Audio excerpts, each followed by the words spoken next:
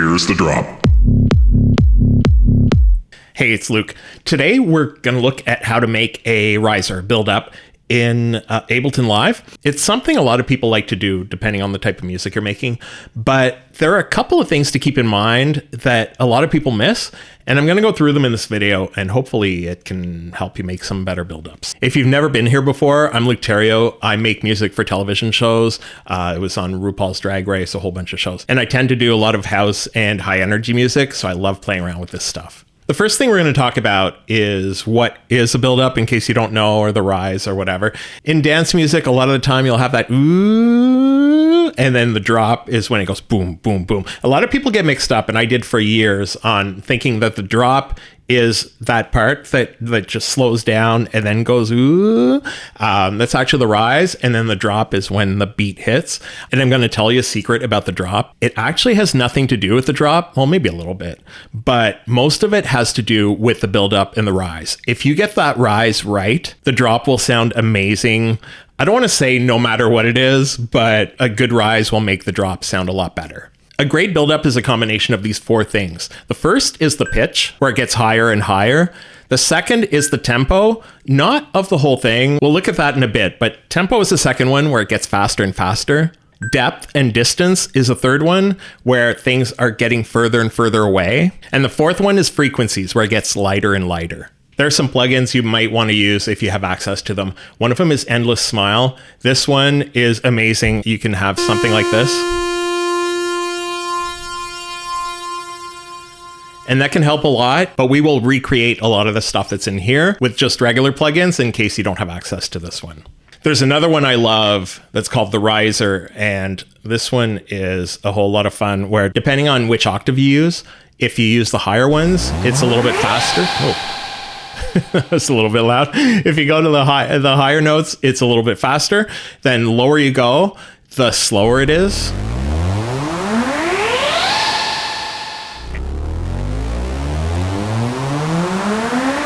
So that's sort of what we're going to be recreating from scratch. It may not sound as good right from the beginning, but once we add everything in, it should sound pretty interesting. But if you do have access to this plugin, use this. I was going to use this for the video, but then I realized most people probably don't have this plugin. I want to show you how to be able to create it from scratch. So I'll be using Serum, which not everybody has, but a lot of people do.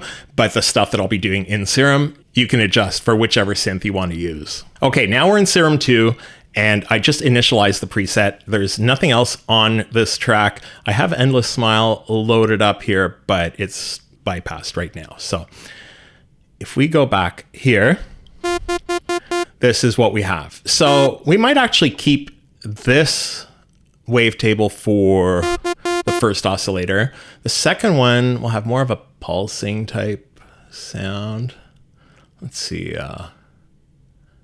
Actually, you know what? We might be able to just use on here. We're going to bring this down. The actual sound itself, you can work on afterwards. What we want is just a bass sound that we can work on, do our stuff to it, and then that's where you can sit down and really make it sound the way you want. So this will probably work for our purposes. And yeah, so we've got our initial sound. And the first thing we're going to do is create a MIDI file. You'll want this sound to be the root note of whatever scale you're using. So if you're working in D flat minor, or D flat minor, your note would be D. And what we can do right here is this here for the pitch bend. You've only got 2 semitones. We need a lot more than that. So we're going to max this out. So this is 24 up, 24 down. So we'll have 4 octaves, and this will be our range now. And you can choose whichever one you want. You want that last, like the end of it, to be really high, because that's what we'll need in the rise. So whichever one we use, we can use this for now. We can change this later if we want to, but let's just put a note here. We hit legato here and it will stretch it. Yeah, this is just 1 bar. We're gonna do 8 bars. You may want 4, you may want 8. It depends on what you're working on, what type of track it is. We're going to do a really long one here. So we're looking at 8. We're going to do legato again. You have to press it twice, actually.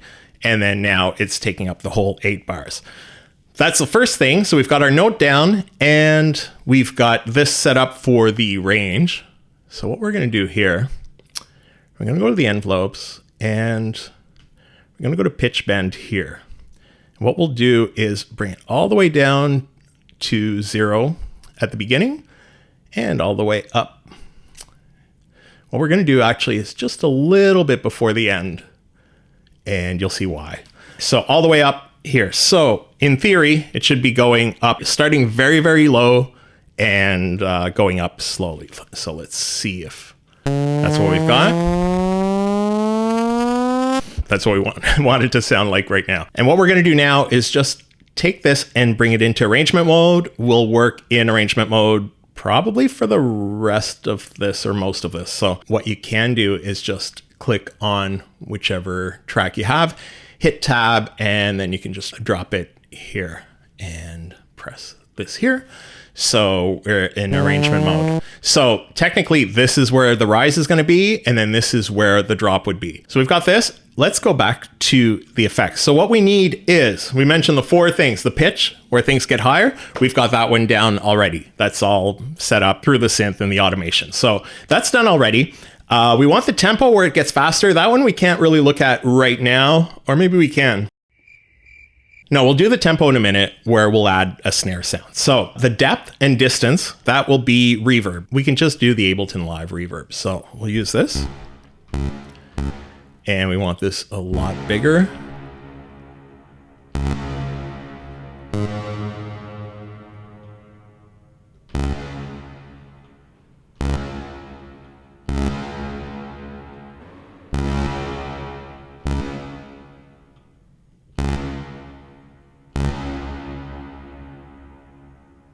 We could probably use this way.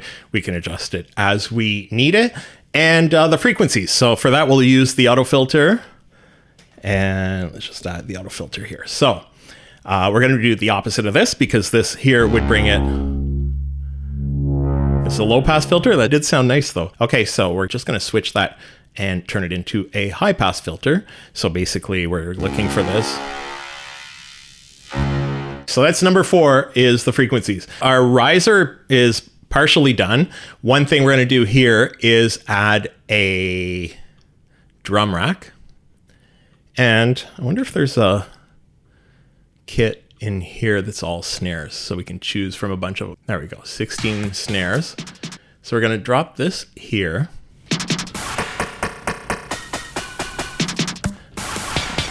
I just realized as well that there's a better way to do this. We are going to throw these in a group. And the effects that we put here, because we want these affecting the whole rise. And so we will put these in here so it affects the group altogether. So instead of having it just affect the synth, we want them to affect the snares as well. So what we want for the snare though, let's just get rid of this reverb for now. Actually, we'll get rid of the filter and the reverb for now. And we want this to be, we need a very, this one we might be able to use. We want a very snappy snare, but short. Like this is too long. We don't want this. This might be okay. We want to switch to one shot here and have the fade out.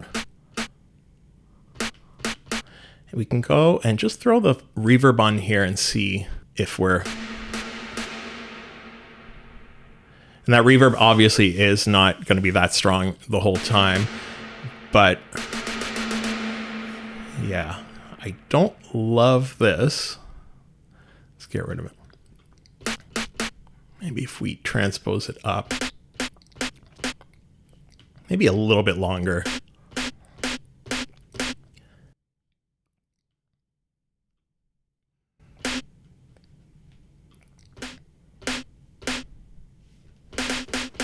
Okay, this will work for what we need it for. So over here, we'll we'll start here with each hole. We can bring this down. Actually, we can just solo this for now. And we want this to be 8 bars again. In this case, what I usually end up doing is doing this for these. Actually, we can do it the whole way. I'll explain why in a minute. So I usually tend to do this for the first part, for the first 4 bars. And you'll notice it's sort of boring now, but we'll be doing stuff to it. So there's going to be some variation to it. And then this here is where we start to make it faster and faster. So when we have that second point where we said the tempo gets faster, this is what we were talking about here. So we're going to make this shorter and more frequent. So it'll be like this. And then when we get here, and then this is where you have to play around and find where it sounds right, because we're not going to be using the whole 8 bars. And the reason for that is you've got your rise going, and it'll be like, and then generally it'll stop and you'll have the pre-drop vocal, like just whatever, whatever it says. So, you know, and here's the drop, and then the drop hits, right? So that's what we'll be playing with here. And that's a mistake that a lot of people make. So a lot of people, when they do their rise, when they're starting out, they'll do 8 bars and then the pre-vocal drop where it just stops. And then you've got that pre-drop vocal and then it goes. But if you're a DJ, that messes everything up because you're not on that grid anymore. And yeah, DJs won't like you. So you want to have that pre-drop come in before and the drop coming in on that 9th bar, like just normally. So that pre-drop vocal doesn't add to it. You have to fit it into your 8 bars here for whatever you're using. So this is where you want to play around with it and see, like, if we do this, we'll do it even more.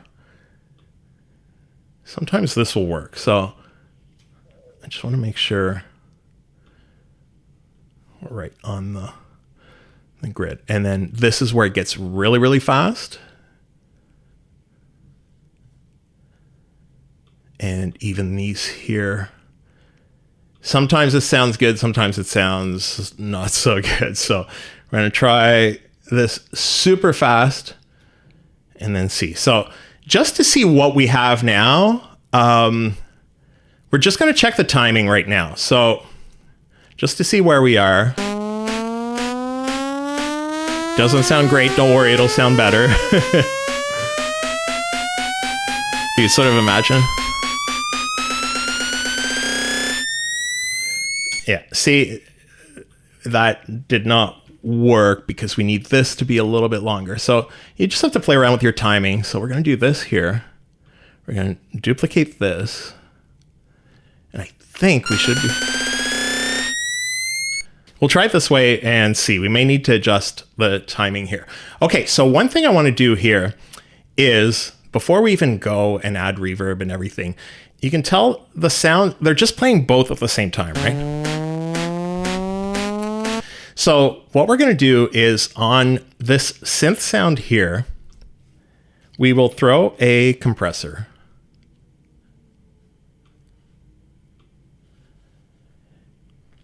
And what we're going to do with this is we're going to sidechain it to the snare.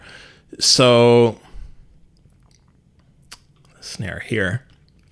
And then the reason we're doing this, especially at the beginning, so we may adjust this over time. We may adjust the threshold, but we'll bring the attack way down, ratio way up, and the release is probably fine there. See where it's like pumping a little bit? And then what we're gonna do is... Okay, so you wanna have that little pumping effect. Well, you don't need it, but I like having that at the beginning there. So, but like I said, we need to automate this because we don't want it to be like this the whole time. So this is it here. So we're gonna start out this way and then at the end have it not affecting at all, really.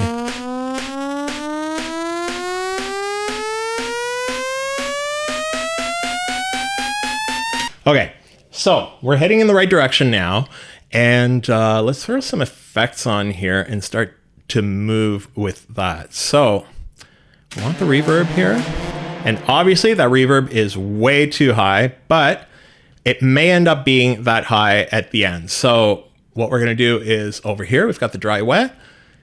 Let's see how we want this at the end. It'll depend on how we set this up. So I'm going to take this one here. I'm going to bring it just a little bit at the beginning. And we'll do something very similar for the filter. So at the beginning, we'll have the low end out of it right from the beginning, but not too much. So we're going to do the frequency here. Show the automation here. And this is our beginning point. And then our end point will be maybe this. So we'll take this one here, bring it up to maybe 1,000. And for some reason, this automation is off. We re-enable here. Even the reverb might be a little too much, but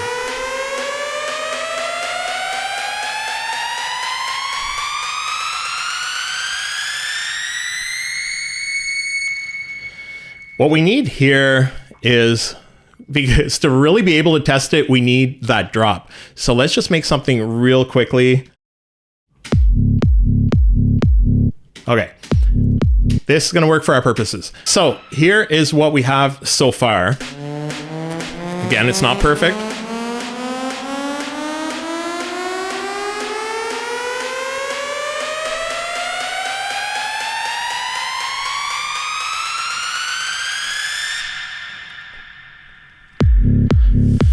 I wish I had a better drop on here, but it doesn't matter. This isn't about the drop. Okay, so what we want to have here is that, I call it a pre-drop vocal, but it doesn't necessarily need to be that. Sometimes it's a few notes like a melody. You can have a vocal, you can have whatever you want. There's something else we need to do here, and I just want to see here. So let me just check the levels here. Bring this up a little bit.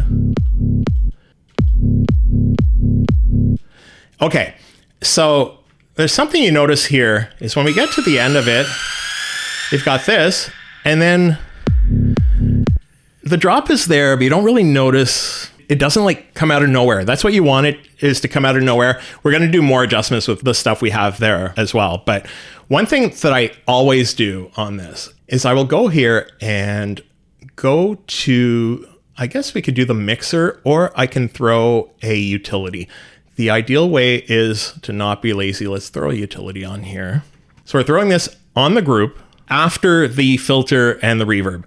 And then what we're going to do with the gain here is we're going to automate this, but just a little tiny bit. So what we're doing with this, we're going to bring it here, start it here at 0. And we just want to drop it like not enough so it's noticeable, but we bring it down like maybe 1 or 2 dBs or... Okay, this is going to be 3 here.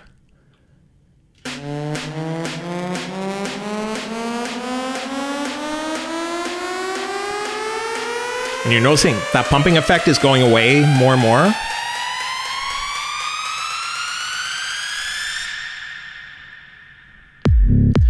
So what we're doing there is just taking that rise out of it. Like we're just bringing it down a little bit. You're not noticing it really going down. It's just so the rest of it hits a little bit harder. And what we're actually going to do, I'm just going to, just to even everything out really quickly, I'm going to throw this on the main, which is the Lursen mastering console. You can throw Ozone, you can throw whatever. We're just going to go EDM brighter. We just want, hopefully that's not too loud for you. I'm going to bring this down a little bit.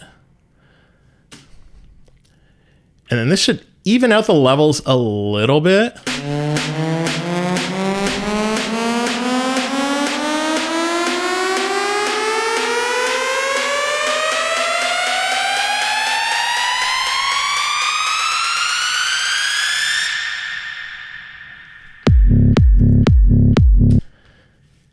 what we're going to do as well, I think it's just too slow. That's why. Okay, I brought it up to 128. It should hit a little bit fast. Okay, so we need to work on this part here. This is where you have a decision to make. So if we want that pre-drop vocal in here, or like I said, it could be a melody, it could be whatever. Just record this real quickly.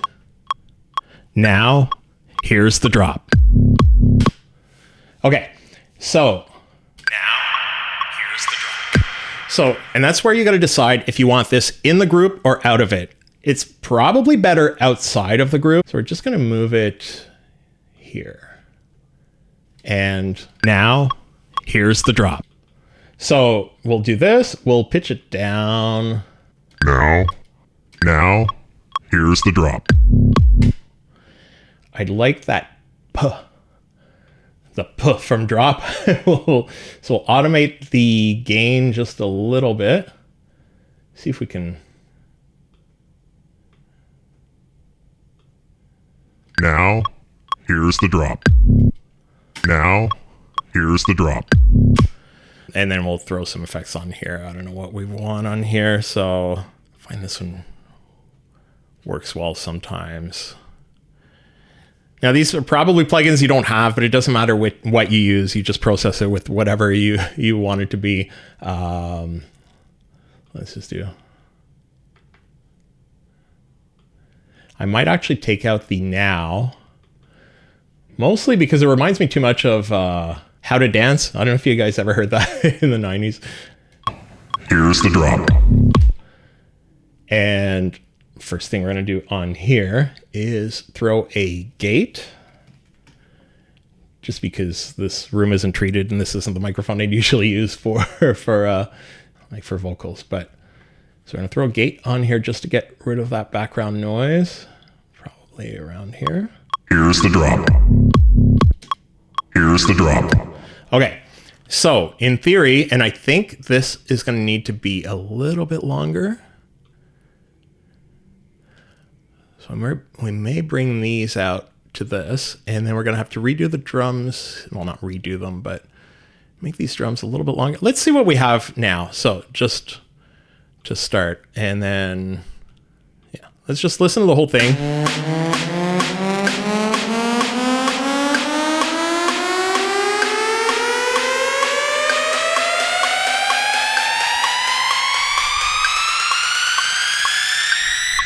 Here's the drop. Let's see if we can just get a little bit of the very low end out of it. Here's the drop. Let's see what it would sound like with the delay. Here's the drop. We're getting there. We're getting there. So what I might do is move the drop here and take this delay, show automation. So we actually will turn it off here. I don't usually like to do this where I'm automating the on off from the plugin, because once in a while it'll have a click, but we're just doing this real quickly. The ideal way to do it is just with dry wet, but here's the drop. I don't even know if it's better split up or not, but here's the drop. Okay. This is going to be good enough for what we need here. And okay, so this is where we play around. So we've got the pitch getting higher, the tempo getting faster from the snares, the depth, the distance is getting further and further away with the reverb, and the frequencies get lighter and lighter. So overall, like, this is what we need. What we want to make sure here is that by the time that drop hits, there's no more like reverb or anything like. Here's the drop. You can still hear that reverb going, and we do not want that at all. So what we're going to do here is in the group here, we're going to go to the reverb, the dry wet, and make sure that, actually a lot of the time I like to just drop it out completely before that pre-drop vocal, but let's see how it sounds if we remove it before. Otherwise we'll remove it right after. Here's the drop. That did not sound right, and I just realized what we did wrong here. So we got rid of the reverb before this is even there. But I'm starting to think that the timing is off I think that's why we're having problems with the timing. I think we're going to need to remove this here and have this be, but we will need that reverb to be in there. So, okay, let's see what, we'll start here. Here's the drop, the drop, the drop, the drop, the drop, the drop, the drop.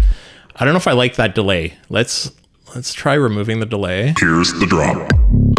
Yeah, this is better. Here's the drop. Okay, let's try it this way. And so we're leaving a whole 4 bars here.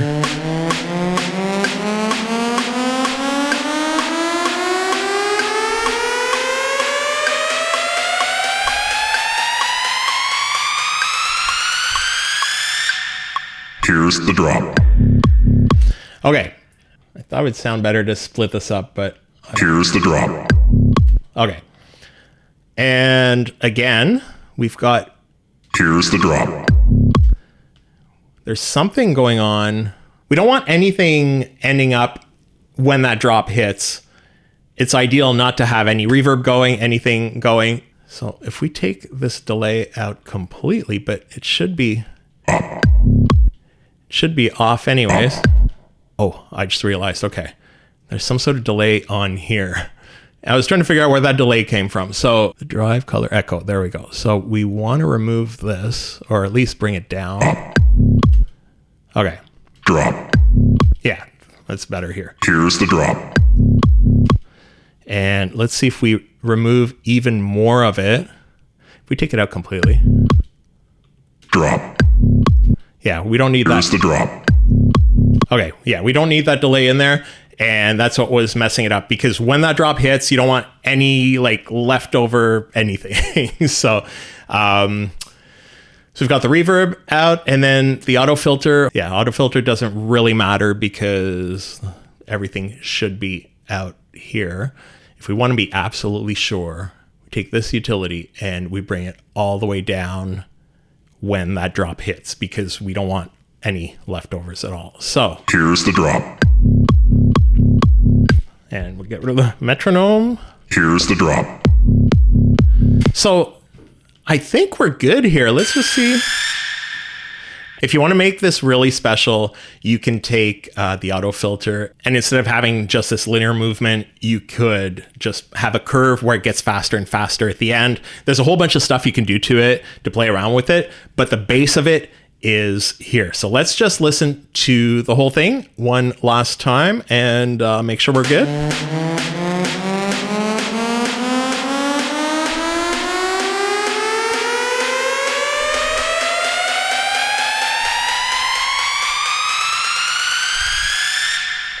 Here's the drop. This drop wouldn't hit as hard if the rise was really weak or whatever. So yeah, you basically have to just play around with it, get it sounding perfect, get everything working together. Obviously, there's a whole bunch of extra stuff I could do to this and make it sound better. But yeah, the base is there. Hopefully that can help you make a great rise or build up in Ableton Live. Thanks for watching, and I'll see you in the next video.